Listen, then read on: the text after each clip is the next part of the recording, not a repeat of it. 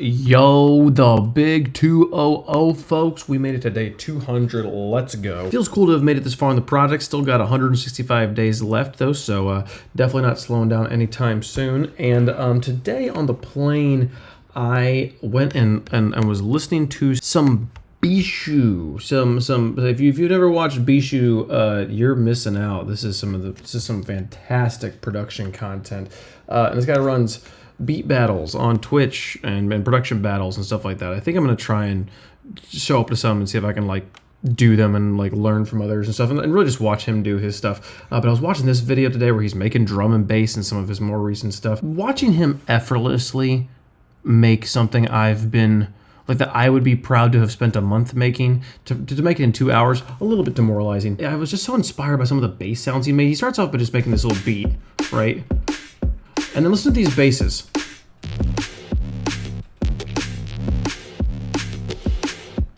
Da da da da da. The main thing that I found like fantastic about that was that the changes in space, right? That he's doing some, it's not exactly call and response, but it is like a handoff. It's just multiple basses kind of like cutting in and out of each other, sort of the sound design ideas we've been going for. And while his basses sound better than I seem to be able to make mine sound right now, they're like some of them having big space, some of them having small space and stuff like that. I was like, I really want to try and emulate that. I want to see if I can get close to that sort of sound. So I spent some time in the beat today just trying to see if I could make something kind of close to what he's got going on there. And so this is what my basses sound like.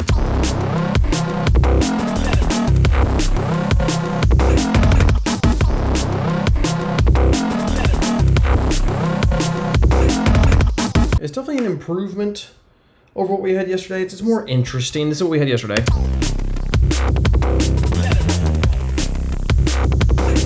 I still really like this. I think this is great. But this is just boring. There's not a lot going on there. And so we kept this, though. I kept that around in this new one. And that's what this is, these sounds here.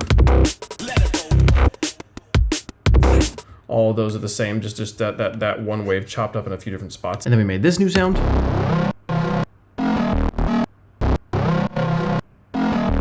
And this new sound. It doesn't really show up a lot, but when you put it with this one, it's just like a little like contrast of shape. Just trying to play that idea that Bishu had of like some of the sounds having big reverb and some of the small sounds having small reverb. It was originally, this was the sound.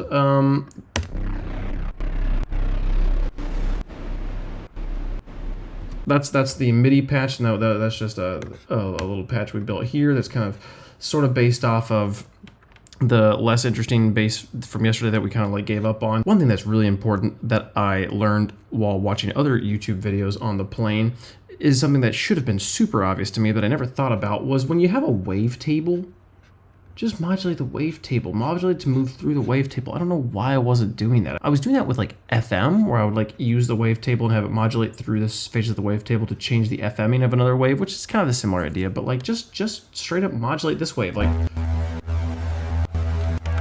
that's so obvious that like I'm amazed it took me a tutorial. So we're doing that in this sound, as well as some other stuff. This sound's not that interesting though. The main thing is that I got a big old reverb on it, and it's giving some space there. So then when we have it in this context, there's Chrissy's little like breakaways. I will say that the sidechain compression is definitely cutting away at this little bit here. Like, this little cutoff lines up right with a kick hit, so, but it definitely sounds a little bit better over here with this one, where you can really hear the changes. This is definitely my least favorite part of it, but we can work on that in the future. These two, I think, really, that little transition there is pretty sick. This sound is fun. It's got this LFO on the formant. It's kind of pulling it up to make it give it that third sound.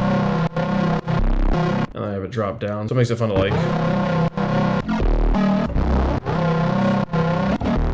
just this little like sub sine wave and then some multi-band and some distortion and a filter and stuff like that. It's actually not moving that much. I could make those sounds both merged in. But today was a lot more just about chopping things up and getting them to like a place where I actually feel like I'm handing off. I'm learning a little bit. You know, yesterday we made some good basses, but the actual ways they were handing off was not interesting. Where I feel like just musically, this is in a good spot. Like,